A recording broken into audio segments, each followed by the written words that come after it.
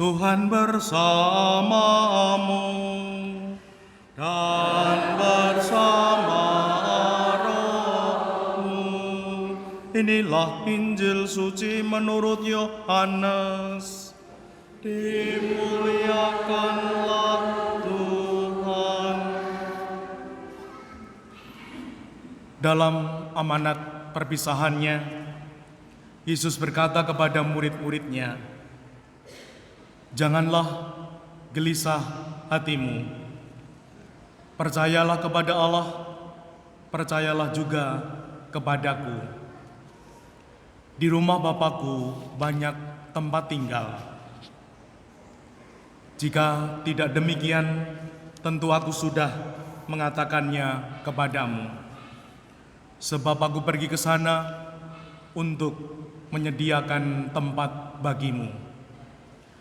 Dan apabila aku telah pergi ke sana dan telah menyediakan tempat bagimu, aku akan datang kembali dan membawa kamu ke tempatku, supaya di tempat aku berada, kamu pun berada.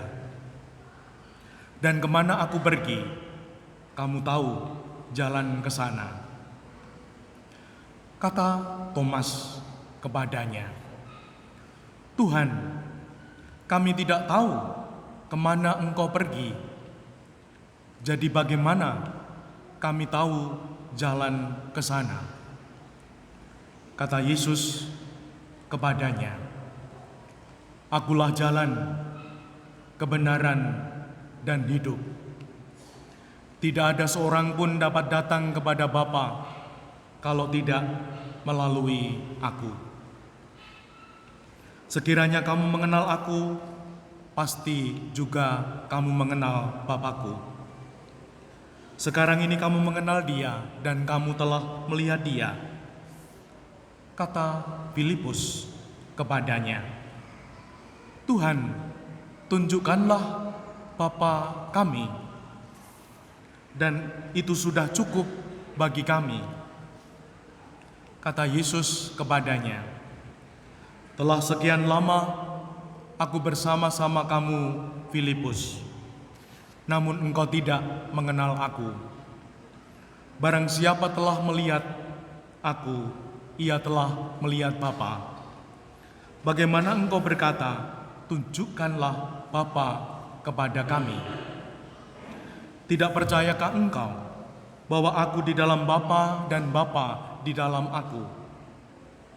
Apa yang aku katakan kepadamu, tidak aku katakan dari diriku sendiri, tetapi Bapa yang diam di dalam aku, Dialah yang melakukan pekerjaannya.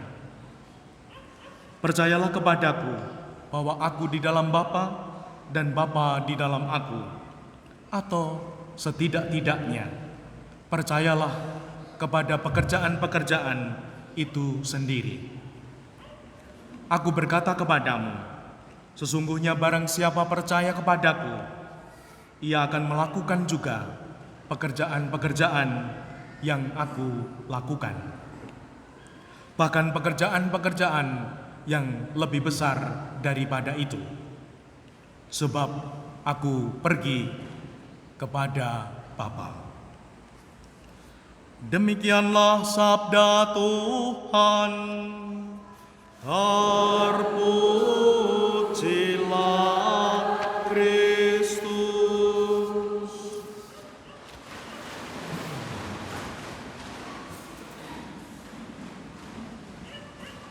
Bapak Uskup secara khusus menulis surat gembala untuk Sinode Pendidikan Keuskupan Agung Semarang, dan diharapkan dibacakan disampaikan 6-7 Mei ini, Sabtu Minggu Paskah kelima.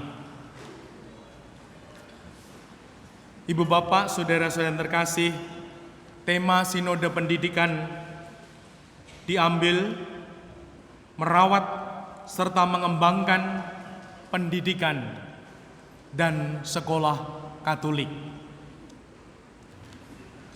Bapak Uskup ingin Sungguh kita semua membina orang-orang muda menjadi pribadi yang dewasa, utuh, otentik, seimbang, baik secara fisik, intelektual, moral, spiritual, dan sosial. Dan ingin mendapatkan hasil, yaitu pribadi-pribadi yang beriman cerdas,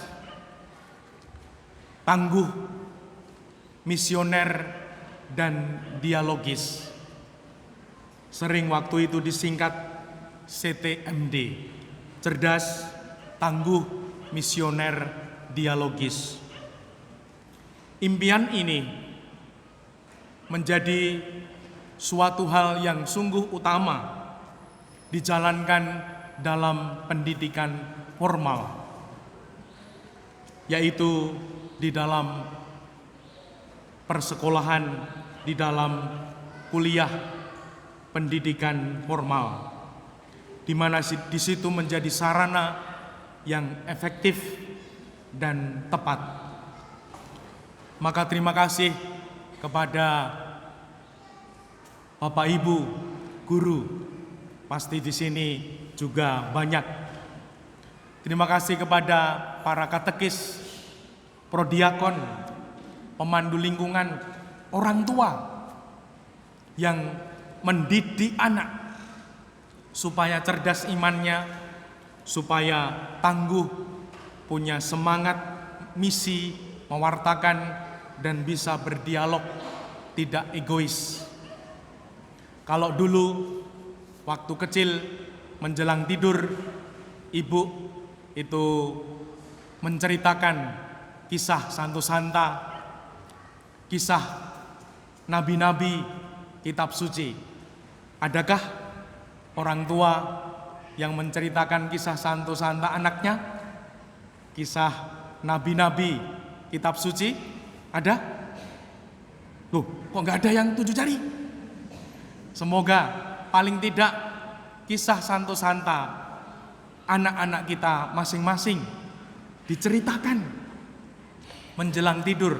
Karena kalau menjelang tidur itu akan terbawa di bawah sadar, akan menyirami hati, pikiran, akal budi anak-anak kita. Yesus sendiri berpesan, Bapak Uskup mengatakan, mengutip dari Matius 28 ayat 20, ajarlah mereka melakukan segala sesuatu yang telah kuperintahkan kepadamu. Anak-anak, jangan hanya diajari pinter TikTok, namun sungguh pinter untuk membuat konten yang positif.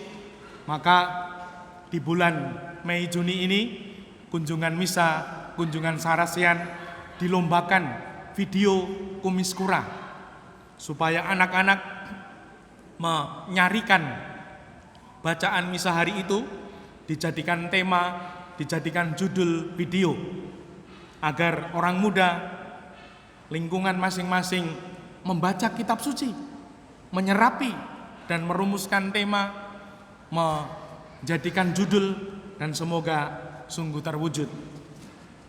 Karena apa? Bapak Uskup sungguh menyampaikan tantangan-tantangan bagaimana meningkatkan jumlah siswa. Kalau di gereja kemarin sempat ada seminar nasional Ikatan Fakultas Teologi Filsafat dengan tema sangat mengagetkan. Ketika orang muda tidak lagi ke gereja, mari kita bertanya, anak kita, anak pertama, anak kedua, anak ketiga atau 4, sungguhkah mereka rajin ke gereja? Anak-anak muda kita ini, atau mereka ini di luar gereja? Nah, bagaimana meningkatkan jumlah orang muda ke gereja? Lalu, bagaimana mencukupi kebutuhan dana sekolah, meningkatkan kualitas pendidikan yang Bapak Uskup mengambil kata Jawa, jamani. Nah, semoga para guru, pendidik, terutama di tempat formal ini, seperti apa yang menjadi ajakan Menteri Pendidikan, kurikulum merdeka. Semoga sungguh merdeka benar anak-anak kita menjadi pribadi yang siap mengisi kemerdekaan. Bapak Uskup mengatakan, peduli pendidikan di Keuskupan Agung Semarang ini sungguh-sungguh dibutuhkan karena zaman semakin menantang kita untuk menjadi pribadi yang sungguh tangguh, cerdas, misioner, dan dialogis. Karena kalau tidak, pribadi-pribadi terombang-ambing, mudah galau, mudah bingung, mudah khawatir, bahkan sampai tidak tahu, aku harus apa ini? Apa yang penting bagiku? Apa yang perlu?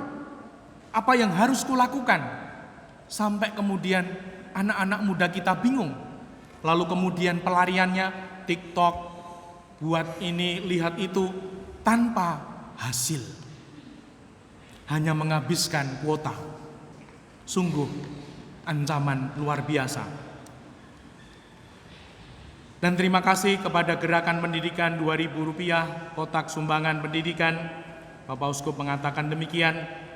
Dan semoga Sinode Pendidikan Keuskupan Agung Semarang akan membuahkan cerita-cerita tentang harapan, kegembiraan, kesedihan, kesulitan, dan usulan-usulan untuk diwujudkan di Keuskupan Agung Semarang ini. Dan semoga boleh melangkah di dalam pembaharuan agar anak kita sungguh tertarik, mencintai, bahagia saat sekolah. Ini anak-anak misinar ini bahagia toh saat sekolah, tidak berbeban. Wah, semoga, puji Tuhan. Kalau ibu-ibu guru, bapak guru berbeban atau merdeka? Merdeka? Wah, puji Tuhan. Dan semoga sungguh nanti Sinode Pendidikan ini akan mengundang perwakilan unsur siswa, mahasiswa, guru, dosen, orang tua, penyelenggara sekolah, pengguna lulusan, pemerhati pendidikan, penentu kebijakan pendidikan yang akan dilaksanakan pertengahan bulan Mei sampai bulan Oktober 2023. Karena menggunakan semangat sinode, maka sungguh kita diajak untuk lungguh bareng, rembukan bareng, mutuske bareng, nandangi bareng. Mungkin mulai dari keluarga kita. Apakah Bapak Ibu itu pernah lungguh bareng, rembukan bareng, mutuske bareng, anakku ini secara rohani arep tak didik kaya ngopo? Secara mental, secara kesehatan, secara pendidikan, mau dididik, dibina seperti apa? Nah, semoga Bapak Ibu rembukan, sehingga semoga tidak asal urep anake, maaf. Kalau kemudian sekolah, yos pasrah karo sekolah. Kalau komuni, ya pasrah karo katekis. Maka kemarin saat komuni, orang tua katekis utama, pertama untuk anak. Orang tua juga pendidik utama, pertama anak-anak. Nah, semoga kita semua menyadari itu, sehingga sungguh Sinode Pendidikan ini membawa semangat untuk membina, menemani, mengembangkan anak-anak kita agar sungguh menjadi anak-anak yang cerdas, tangguh, misioner, berani diutus, dan dialogis, tidak egois, tidak semaunya sendiri. Dan semoga ini semua membawa kebaharuan hidup seperti apa yang dikutip Bapak Uskup. Sesungguhnya barang siapa percaya kepadaku, ia melakukan juga pekerjaan-pekerjaan yang aku lakukan, bahkan pekerjaan-pekerjaan yang lebih besar daripada itu. Semoga kita mau mewujudkan sabda-sabda Allah yang kita dengar, kita baca untuk keluarga kita masing-masing, untuk tugas perutusan kita, terlebih sebagai guru, sebagai katekis, sebagai prodiakon, pemandu lingkungan, orang tua, sehingga kita sadar bahwa pendidikan itu adalah sangu, modal utama pribadi untuk menyambut, menyongsong masa depannya. Dimuliakanlah Tuhan kini dan sepanjang masa.